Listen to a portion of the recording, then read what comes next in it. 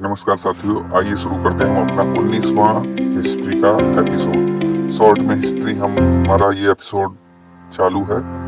आप इसका पूरा भरपूर फायदा लीजिए और साथ ही सभी परीक्षाओं के लिए, एक दिवसीय परीक्षाओं के लिए अति महत्वपूर्ण है। तो कल हमने जाना था राजा चंद्रगुप्त के बारे में और बिंदुसार के बारे में। आज हम कैसे एक खूंखार राजा अशोक खूंखार राजा से कैसे एक अशोक द ग्रेट बन गया, कैसे उसने भेरी घोष से धर्म घोष की नीति अपनाई, यानी शांति की नीति अपनाई, और क्या क्या किया उसने, सभी धर्मों का साथ में कैसा अच्छा बर्ताव किया और सभी के लिए समानता का अधिकार दिया, इसके बारे में हम जानेंगे। सुसीम तक्षशिला विद्रोह को दबाने गया, उसी समय राजा बिंदुसार बीमार हो गए थे।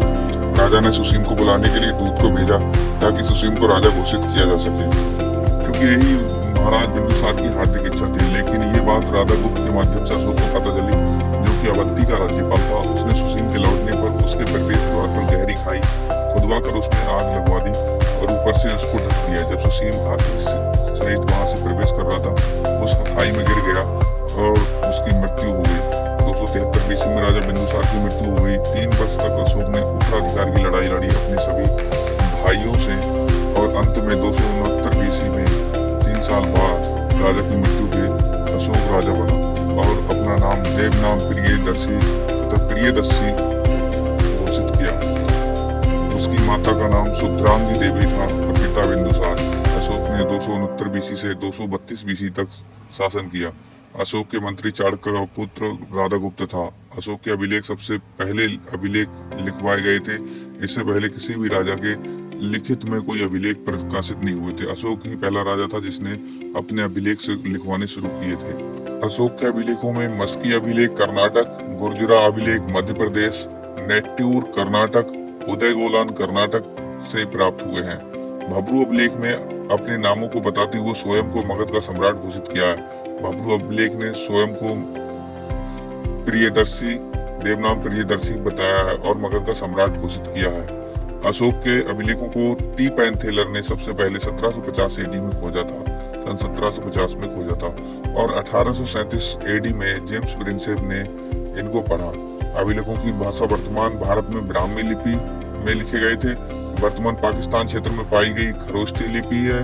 अफगानिस्तान क्षेत्र में अरमाइक लिपि और एशिया माइनर जैसे तुर्की ईरान क्षेत्र में, जहाँ पर बोगज कोई अभिलेख मिला है, ग्रीक लिपि का प्रयोग किया गया था। अशोक ने सिंहासन पर बैठते ही भेरी घोष युद्ध की नीति अपनाई। राजा बनने के 8वें वर्ष बाद कलिंग की राजधानी तोसाली और राजा पद्मनाभ के विरुद्ध दया नदी के किनारे 261 बीसी में भयंकर युद्ध किया।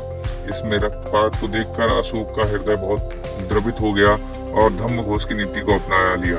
अपने भतीजे निग्रोध, जो कि बड़ी भाई सुसीम का पुत्र था, बौद्ध भिक्षु बन गया था, उससे बहुत प्रभावित हुआ। अशोक जब सिंहासन पर विराजमान था, तभी एक मुस्कुराता हुआ भिक्षुक दरबार में आया। दरअसल ये अशोक का भतीजा ही था। उससे वार्तालाप किया। दरबारियों ने बताया ये बौद्ध भिक्षु अशोक के बड़े भाई सुसीम का पुत्र है। ये सुनकर अशोक को अंदर से बहुत एहसास हुआ। एक तो कलिंग का रक्तपात उसके मस्तिष्क में था, ऊपर से भाई के साथ किया धोखा याद आया। यही क्षण था कि अशोक से अशोक महान, द ग्रेट अशोका बनने वाला था। अशोक ने सिंहासन निग्रोध को, अब वो भिक्षु था जो उसे देना चाहा, लेकिन उसने इनकार कर दिया। उसके इनकार करने पर अशोक को और ग्लानि हुई कि जिस राजपाट के लिए उसने अपने बड़े भाई का कत्ल किया था, आज उसका भतीजा उस राजपाट के लिए तुच्छ समझता है। तो अब अशोक को ये एहसास होकर वो बहुत प्रभावित हुआ और उसने उपगुप्त नामक बौद्ध भिक्षु को गुरु बनाकर उससे अहिंसा मार्ग चलने के लिए बौद्ध दर्शन की शिक्षा ली। फिर अशोक ने प्रजा हित, पशु पक्षी हित के लिए कार्य शुरू किए। सभी दर्शनों को सम्मान देना, सभी को समान रूप से देखना, सभी को एक समान व्यवहार के लिए उसने 14 शिलालेख, 7 स्तंभ लेख जारी कराए। इनमें सबसे बड़ा 13वां अभिलेख आकार में बड़ा, जबकि 14वां है, जबकि सबसे बड़ा 13वां। सबसे छोटा रूमंदेही अभिलेख था। अशोक की प्रिय कारुबा की थी और उसका पुत्र था तिबर। अशोक की पत्नी दूसरी थी देवी, जिसका पुत्र महेंद्र और पुत्री संघमित्रा थी। महेंद्र की पत्नी चारुमती थी, लेकिन उत्तराधिकारी अशोक ने रानी पद्मावती के पुत्र कुणाल को बनाया। अशोक ने धर्म प्रचार हेतु माच्छांति को तक्षशिला की ओर, माझिम को हिमालय की ओर, महेंद्र और संघमित्रा को लंका भेजा, जिसे सीलोन भी कहा जाता है। अशोक के महत्वपूर्ण अभिलेख, प्रथम अभिलेख, इसमें पशु बलि निंदा, अहिंसा, समस्त प्रजापुत्र समान है का वर्णन किया गया है। दूसरे अभिलेख में पशु चिकित्सा, दक्षिण के राज्य जैसे चेर, चोल, पांडे, सतीय पुत्र और लंका का वर्णन है। तीसरे में तीनों अधिकारी रज्जुक, युक्तक और प्रदेशक, जो प्रत्येक 5 वर्ष में राज्य भ्रमण करेंगे और राजा को रिपोर्ट देंगे, का वर्णन है। चौथे में भेरी की जगह धम्म घोष का वर्णन है। 5वें अभिलेख में धम्म महामात्र अधिकारी का नियुक्ति का वर्णन है। 6वें में आत्मनियंत्रण, यानी कि अगर कोई जन कल्याण का कार्य है तो किसी भी समय अधिकारी राजा से मिल सकते हैं, ये आत्मनियंत्रण था। 7वें अभिलेख में समन्वय, यानी कि धार्मिक समन्वय के बारे में वर्णन है। 8वें में धम्म यात्रा के बारे में है। सिंहासन पर बैठने के 10वें वर्ष में अर्थात 269 बीसी में बोध गया की यात्रा की थी। 20वें वर्ष यानी कि 269 बीसी में राजा अशोक ने, सम्राट अशोक ने लुम्बिनी की यात्रा की। 13वें सबसे बड़े अभिलेख में कलिंग युद्ध का वर्णन है।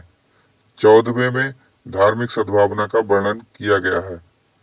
अशोक के 7 स्तंभ लेख है क्रमशः दिल्ली टोपरा, लोरिया नंदनगढ़ बिहार में, लोरिया अरारोज, दिल्ली मेरठ, रामपुरवा बिहार और कौशाम्बी।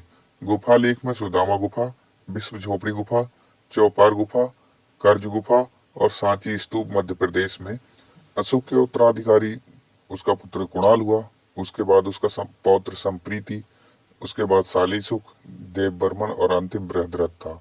शालीसुख देवबर्मन इतना महत्वपूर्ण नहीं है। अंतिम बृहद्रथ था, जिसका वध मंत्री पुष्यमित्र शुंग ने किया था। अब आगे हम जानेंगे शुंग राजवंश के बारे में। आपको ये सीरीज कैसी लगी हमें कमेंट करके जरूर बताएं। साथ ही चैनल को शेयर और सब्सक्राइब जरूर करें। Thanks for watching. धन्यवाद।